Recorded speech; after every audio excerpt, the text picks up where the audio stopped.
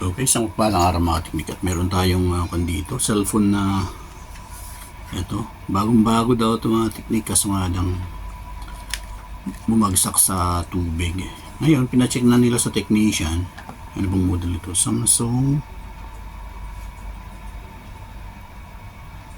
Samsung A23F or A23 5F mga teknik. Yan, medyo malaki-laki yung kanyang internal storage, 128 GB. Yan, so galing pa po ng Pilipinas at dinala rito para ipacheck sa atin. Ganun tayo kasikat ng mga teknik. Okay, so unang-una kong gagamitin para ma-diagnose gamit itong ating product schematic mga teknik. Yan, power on na siya, then plug ko lang ang kanyang power. Oops. Tama pa. Yan. Maganit pa. Yan mga techniques. Port number 3, 1.2 amperes. So, oops. Oh, ba't biglang bumagsak? Ayun. Bumalik na. Nag-initialize lang mga technique.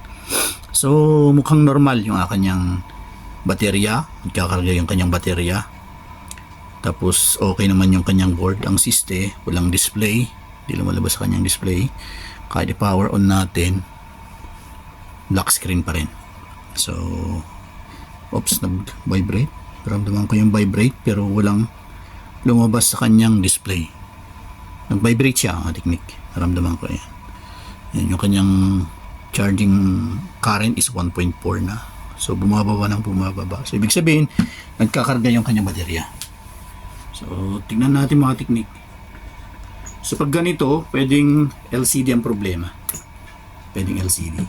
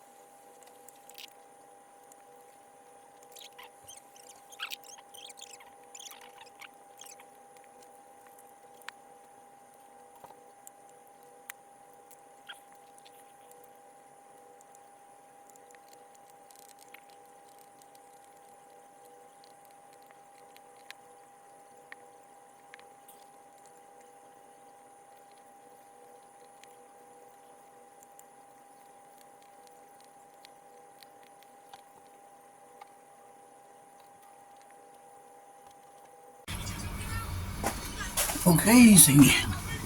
Hindi mga teknik at continuation sa ating ginagawang A23 na Samsung. So nakabili po tayo ng kanyang LED. Teknik.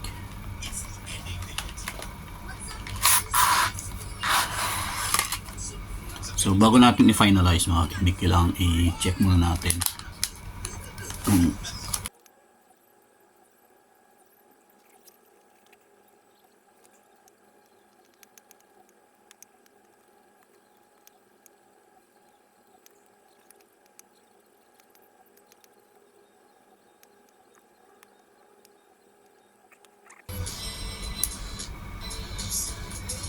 yun o. Samsung. Yun. Thank you Lord.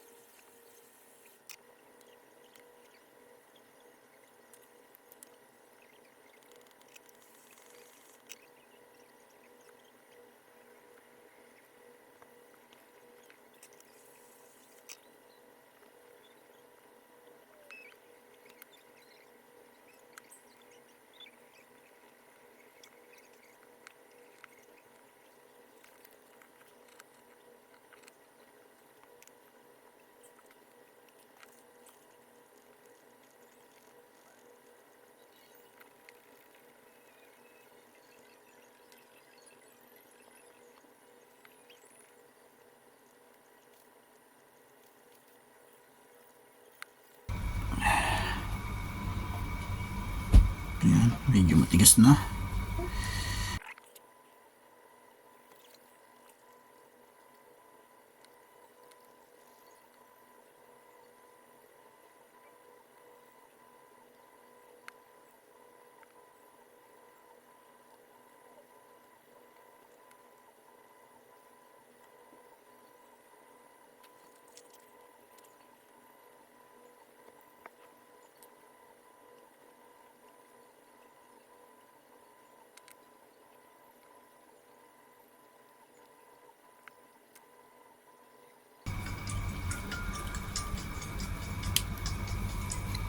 So yan mga teknik, nagre-recharge siya.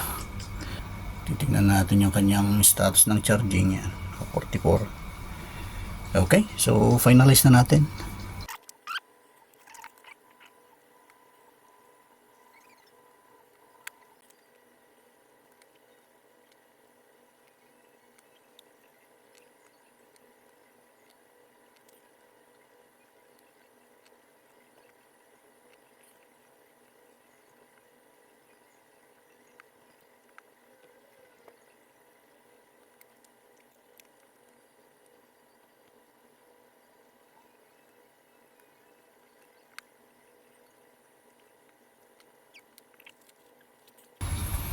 So yan mga teknik, tignan natin.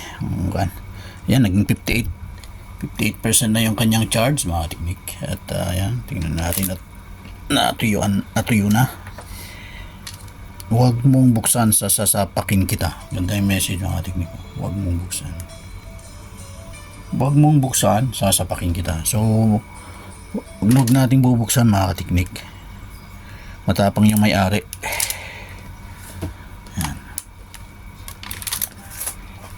Linisan lang natin.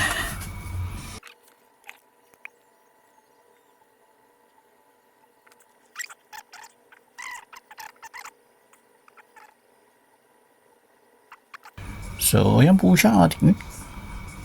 So yun nga, hindi natin mabuksan dahil bawal ng buksan. Wala tayong karapatan para buksan yun mga teknik. So yan, hanggang dito lang tayo mga teknik. At yan, maraming salamat ulit sa nagpa-repair sa Tiwala. At ang sinasabi nga nila, galing pa ng Pilipinas to. Yan. So ganun na tayo kalakas mga kateknik. So okay, God bless po sa inyo at thanks God sa pagtitiwala. Yan, ng may-ari ng cellphone na to. Yan, konting linis pa rito. Okay, God bless.